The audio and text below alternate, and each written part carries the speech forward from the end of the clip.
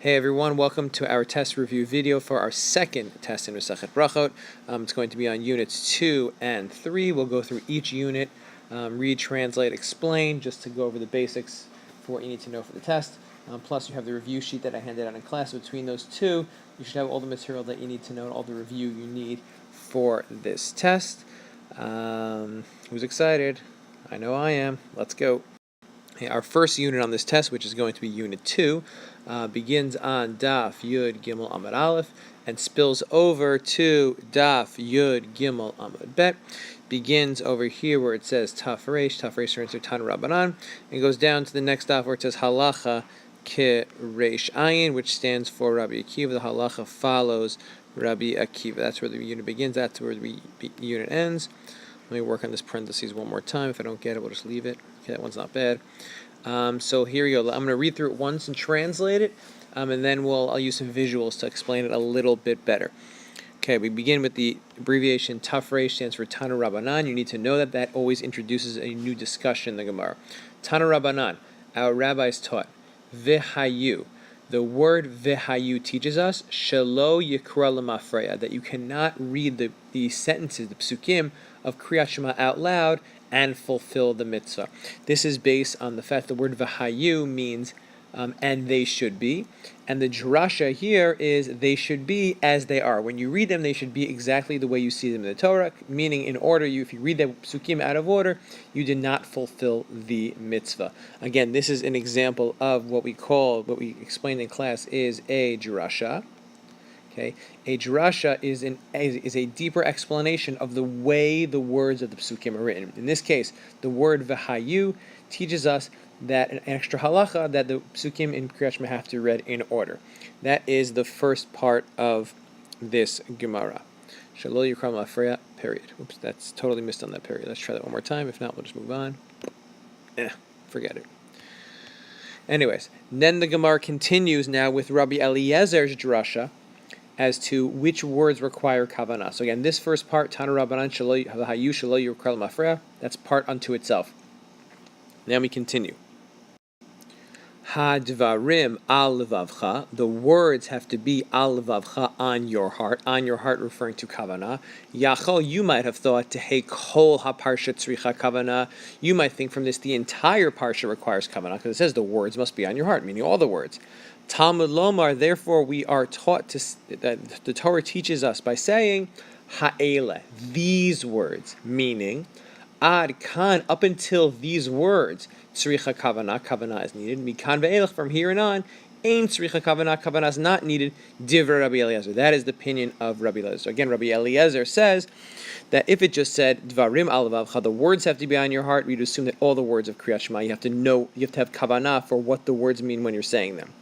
If not, you would not be yotze the mitzvah. However, from the fact that it says hadivarim ha'ela, these words have to be on your heart, meaning only specific words, it means only the words up until here have to require kavanah, but the words after do not require kavanah. That is the opinion of Rabbi Eliezer. Amar le Rabbi Akiva. Rabbi Akiva responds, Baharehu Omer, but doesn't it say, Asher anochi mitzavcha hayom al levavcha? Yes, hadvarim ha'ela, only certain words might have to be on your heart. However, it's the words Asher anochi mitzavcha hayom that I command you today al levavcha have to be on your heart. Which words were you commanded today? All the words of the first parsha of Kriyat Shema. Mikana talomei, therefore you learn from here, shekol haparsha kula tzricha kavanah. The entire parsha, the entire first parsha of Kriyat Shema, you have to have in mind what the words mean in order to fulfill the mitzvah. Amar Rabbi Barachana, Amar Rabbi Yochanan, and then Rabbi Barachana says in the name of Rabbi Yochanan, halach Rabbi Akiva. The halach is like Rabbi Akiva. So going back to this word drasha here, we basically have three drashot in this Gemara. We have the first one that's not related to the Rabbi Eliezer, Rabbi Akiva dispute, which is that the word v'hayu, they should be, teaches us that the words have to be read in order. Then we have a drasha of Rabbi Eliezer who explains the psukim in Shema to teach us that only hadavarim ha'ela need kavanah, only specific words need kavanah. And then Rabbi Akiva reading it, no, the words that I command you today have to be on your heart need kavanah. And his drasha is that all the words, that's how he explains the words of the psukim, that all the words of the first parsha of Kriyat Shema require kavanah. So, and then just to see this in the Gemara one more time. So the first part was the drasha, which told you that the Kriyat Shema, the words have to be the psukim have to be said in order to fulfill the mitzvah. Then we have the drasha of Rabbi Eliezer, that you would have thought that the entire parsha needs kavanah. However, the Torah says ha'ela, which teaches us only ad kan tzricha kavanah, only up until this point kavanah is required. You have to have the words in mind, the meaning. Then you have Rabbi Akiva arguing with that. Asher anachim mitzavcha hayom al levavcha, the words that I command you today, meaning the entire parsha must be on your heart. And then Rabbi Brachot quoting Rabbi Yochanan on the Tana as saying the law follows Rabbi Akiva against Rabbi Eliezer. Okay, and just to help understand Rabbi Eliezer and Rabbi Akiva's drashot a little better, we'll start off by looking at Rabbi Eliezer's drasha. Rabbi Eliezer's drasha is the following. It starts off, Shema Yisrael Hashem Elokeinu Hashem Echad, v'habta Hashem Elokeinu b'chol levacha b'chol nafsha b'chol me'odecha. Right? Love Hashem, Hashem is one. You should love Hashem with all your heart and all your soul and all your mind. Then, v'hayu hadvir me'ela asher anachim mitzavcha yom al levecha. And these words which I command you must be on your heart. You need kavanah for these words. So Rabbi Eliezer says, what are we talking about here when we say these words? We mean the words that we just said.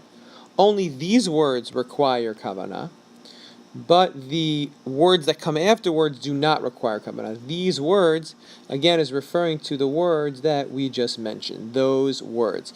Right, Shema Yisrael, the words highlighted in green. Right, these means the words I just said. Everything after that, right, they would say that the words that follow, all of this, do not, all these, that non-highlighted, do not require kavanah at all, because that's not these words. Those are the words that come later on. Rabbi Akiva, on the other hand, says, no, that's not true. Rabbi Akiva says that, in fact, because it says the words which I command you today.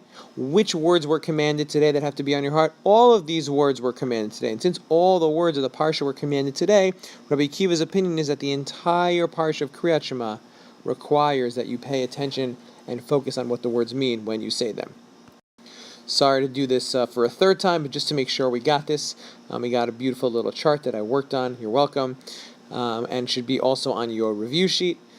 So again, if you look here, if you look here, you'll see, again, and these words which I command you should be on your heart. Again, must be on your heart means require kavanah. So what are these words that require kavanah? So again, Rabbi Eliezer said it's the words that came before this in the parsha, meaning, and truth is, I left out also before that, it's Shema Yisrael Hashem Elokeinu Hashem Echad. And then Rabbi Akiva says, no, when it says these words have to be in your heart, it actually refers to all of the words of the parsha. And that's why, because the Torah says the words that I commanded you have to be on your heart. And Rabbi Akiva says, which words did I command you? All of the words of this parsha. Therefore, all of the words require kavanah. And again, Rabbi Brachot says in Rabbi Yochanan's name, the halacha follows Rabbi Akiva. All right. Is everyone having as much fun as me? No? Okay. Let's move on to our next unit. We are now up to Unit 3. Unit 3 is available on Daf Yud Gimel Amud Bet, the bottom of this, in the middle of the same Daf we were on before, and this unit begins where it says something or other. Once I find it, here we go again. Another Tanu Rabbanan, tough resh for Tanu Rabbanan. To be consistent, let's go with red again. Nothing like red for brackets. Okay, and it goes down to the two dots here to Lo Tzrichat. That is Unit 3. All right, let's be consistent and use red. Because I know there are some people in the class that like it when things are kind of the same. So let's keep it consistent. Okay. And again, Daf, Yud, Gimel, Amud, Bet. And the focus of this Gemara was really 3 different halachot, all related to the same theme. The theme being that the entire purpose of Kriyat Shema is what we call Kabbalat Ol Malchut Shamayim, which literally means accepting the yoke of the kingdom of heaven, right? The yoke meaning like you do work for. Otherwise, right? In brief, we said it's based the idea of Hashem as the one, that's the letter 1, king. Hashem as the one king. So if the entire theme of Kriyat Shema is Hashem is the one king, so what are some halachot that would then, how would the halachot be defined a little bit to show us that this is the theme of Kriyat Shema? So we will do these halachot one at a time, and as we learn each halacha, we will point out how is this showing us that the purpose of Shema is Hashem as the number one, as the only king. Okay, here we go. The first halacha. Tanu Rabbanan, our rabbis taught. Again, new conversation. Shema Yisrael Hashem Elokeinu Hashem Echad. This first pasuk. Ad kan tzricha kavanat halev div Rabbi Meir. Rabbi Meir now adds a third opinion to what we said before, that only the first parsha, only up until this first, sorry, not parsha, this first pasuk is kavanah needed. That's the opinion of Rabbi Meir. And Amar Rava says, halacha Rabbi Meir. The halacha is like Rabbi Meir. So now why is this halacha stated here and not earlier when we saw the other two opinions? Because the other two opinions were just based on drashot, interpreting the psukim. Rabbi Meir says this has nothing to do with interpreting the psukim. What's the most important part of Kriyat Shema? Making Hashem as the number one king, as the only king. So where do we see that in the Torah? Where do we see that in Kriyat Shema? This first pasuk. Shema Yisrael Hashem Elokeinu Hashem Echad. Hashem is the one and only. And since Hashem is the one and only, and that's what it says in the pasuk of Shema Yisrael Hashem Elokeinu Hashem Echad, only Ad Kan Tzrichat Kavana V'Lev. That's the opinion of Rabbi Meir. Only that one line needs Kavana because that encapsulates the entire theme of Kriyat Shema. Hashem Echad. Hashem is one. And there is only one Hashem, only one king.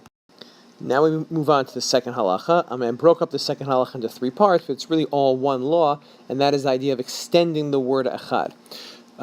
Sumchos says, Tanya, I missed the word there in the highlight. Tanya, it says in a Braita. Sumchos says, Kol ha'ma'arich be'echad, anyone who extends the word echad, ma'arichin lo yamav u'shnotav. His days and years are extended as well. Okay, so it's a good thing to extend the word echad. So how do I do that? So Amar Ravacha bar Yaakov b'dalet. You have to make sure you're extending the letter Daled and not any other part of the word. We say Echad, you extend the Daled, you don't say Echad, you don't say Echad, you extend the Daled only. And we saw from Rashi, which I didn't put in the video, the clip from Rashi, but we saw from Rashi, is that the reason why you're extending the Dalet is because it's only once you get to the Dalet did you complete the word Echad. And again, the entire point here is to point out that Hashem is the one king. So you want to make sure you finish the whole word Echad because that's what you're extending. You're extending the Echad to think about Hashem as being the one king. And Amar Ravashi adds, Wilvad shelo yachtov b'chet. Make sure you don't cut off the chet and say Echad. Make sure you say Echad. Make sure you extend. Make sure you say the chad under the chet to make sure when you don't rush to that dalet and cut off the chet. So basically, the second halacha says you should extend the dalet of echad, and again the reason being because if Hashem is the whole point of Shema is to focus on Hashem is the one king, so the word one is where you should be focusing a little bit extra. And then finally, the third halacha relates to not extending the dalet too much. We learn it through a story. Rav Yirmiyah havayativ kamed Rav Chia bar Abba. Rav Yirmiyah was sitting in front of Rav Chia bar Abba. Chazia, he saw to have a marich tuva that Rav Chia bar Abba was extending a lot, too much. He was extending that dalet for a really long time. Amar lei, Rav Yirmiyah said to him, Kivandim lachte lamal lamate la'arba ruchot hashemayim. Once you made Hashem king over above and below and the four directions of the heavens, tu lo tzricha. You don't have to do any more. Tu means more, further. Lo tzricha is not necessary. He stopped. Rabbi Yechia says, Rabbi Yechia, you have to stop extending the dalet. As long as you made Hashem king, once you thought about Hashem as being king, once you extended the dalet, and while you were extending the dalet, you thought about Hashem being king. Once you finished, you can stop extending the dalet because the entire point is just to think of Hashem as king. Once you did that, you are done. And again, as we pointed out in class, the reason why we learned this through a story is because we also learned the fact that Rabbi Yirmiyah stopped Rabbi Yechia bar Abba. If all we learned was a line which said you're not supposed to extend the dalet too much, just enough time to think about Hashem as king, you wouldn't also have learned this idea that Rabbi Yirmiyah stopped Rabbi Yechia bar Abba and said it's enough. Enough is enough. Why is that important? Because it teaches us that what teaches us about chumrah. Okay, the idea of chumrah. Okay, chumrah, which means being strict when it comes to halachot. Rabbi Yechia here was being extra strict, and he was saying, if I'm supposed to extend the dalet, I'm going to extend it for a really long time. And Rabbi Yirmiyah was telling him that sometimes, not always, but sometimes being strict is not the best idea, because if you're being strict, you're kind of losing sight of what the real mitzvah is. The real mitzvah here is just to think about Hashem as king. Once you did that, you're done. And if you're extending it for a long time, you're starting to focus on thinking that making the longest dalet, the longest extended dalet, is really what you're going for, when actually what you're going for is simply to think about Hashem as king and then moving on. So again, that doesn't mean that it's never good to be strict, but this is a situation where being strict is not the best idea, and it gives us a little bit of something to think about whenever we're considering being strict in certain areas of halacha. Are we really being strict because we're really extending what the mitzvah is about? we're being strict in what the mitzvah is about, or we're being strict in other ways which aren't really related to the mitzvah. So just to go through these halachot one at a time. Again, if you got them, you could skip this part. Tan Rabbanan, a rabbi has taught there's a new conversation. Shema Yisrael Hashem Elokeinu Hashem Echad. The pasuk Shema Yisrael Hashem Elokeinu Hashem Echad. Ad kan tzrichat kavanah halev. Only up until here do you need kavanah in your heart, meaning focusing on what the words mean. Divrei Rabbi Meir. This is the opinion. These are the words of Rabbi Meir. Rava says halacha Rabbi Meir. The halacha follows Rabbi Meir. That's halacha number one. So again, you only need kavanah for the first line, Shema Yisrael Hashem Elokeinu Hashem Echad, because that is the essence of Shema. Hashem is the one King. Tanya, there's a Brachot. Simchos Omer Simchos says, Kol ma'arich be'echad ma'arich lo yamav b'shnotav. Anyone who extends the dalet, your days and years are extended. It's a good thing to extend the dalet. It's good for your life. Rav Acha bar Yaakov says, Uve dalet. That's only if you extend the letter, the dalet of echad, because then you have the complete word echad. You're actually extending echad, and this is all about the echad, making Hashem the one King. Amar Ravashi says, just make sure you don't mess up the chet when you say it. Again, the important thing here is that you're extending the word echad, because the whole point of Shema is making Hashem the one King. Then finally, Rabbi Yirmiyah Yativ Kamed Rabbi Chia bar Abba. Rabbi Yirmiyah was sitting in front of Rabbi Chia bar Abba. Chazia, he saw the Hava Marich Tuva, that Rabbi Chia bar Abba was extending for a long time, the Dalit. Amar Lei, Rabbi Yirmiyah said to him, Kivan de Melichte Lamal Lamatal Abruch HaShamayim. Once you made Hashem King, you see the word Melech in there, over, above, and below in the four corners of the heavens. To further Lo Tzrichat, you don't have to. He was teaching him that the whole point of extending the Dalit is to think, giving little time to think about Hashem as being King. Once you did that, you're fine. And again, he stopped him to tell him, in this case, it's better not to be machmir, because the point here is not just to extend as long as you can, it's to be focused on Hashem as King. Once you did that, it's time to move on and finish the rest of Shema. So one last thing we focused on is, well, who do we follow in terms of halacha? In our previous unit, in Unit 2, we saw Rabbi Yochanan telling us we follow Rabbi Kiva, and in this unit, we saw Rava saying we follow Rabbi Meir. Again, Rabbi Meir saying that you only need kavanah for the, or Meir saying you only need kavanah for the first line, Shema Yisrael Hashem Elokeinu Hashem Echad, and then Rabbi Akiva saying you need kavanah. You have to focus on the words for the entire parsha, the entire paragraph. So who is correct? Is Rabbi Meir correct, like Rava says, that we only have to do the first line, or is Rabbi Akiva correct, like Rabbi Yochanan says, that we go with the entire parsha? So one would expect, based on what you've learned throughout your life, that in this case we would follow Rabbi Yochanan, who says to follow Rabbi Akiva that you need kavanah for the entire parsha, because Rabbi Yochanan is a Tana, and Rava, who says you follow Rav Meir that you only need kavanah for the first line, is an Amora. So of course we take Rabbi Yochanan, who's a Tana, over an Amora. Yet if you look at Tosfot, he tells us the opposite. Tosfot says, Amar Rav halachik Rabbi Meir, that is the halacha we follow. Dekai malan kara, we follow Rav Dehu Batra, that he comes later. And the question we asked was, well, that doesn't seem to make sense. Generally, don't we go with a Tana over an Amora because the Tana comes earlier? Why here are we going with an Amora who comes later? Especially because, and Tosfot is telling us the whole reason is because they come later. Why is that? So the distinction that we made was between when it comes to getting the proper tradition, or when it comes to making a halachic decision. When it comes to a tradition, somebody just passing on a law that they learned, we always go by the earlier generation, okay? Which in this case would be a Tana. Okay, you go by Tanaim when an Amora says, "Here's how I learned the halacha," and a Tana says, "Here's how I learned the halacha," and Amora says, "Here's how I learned the halacha." We say, well, if you want to know who has the most accurate tradition, it's probably the Tana, because they're closer to the original source.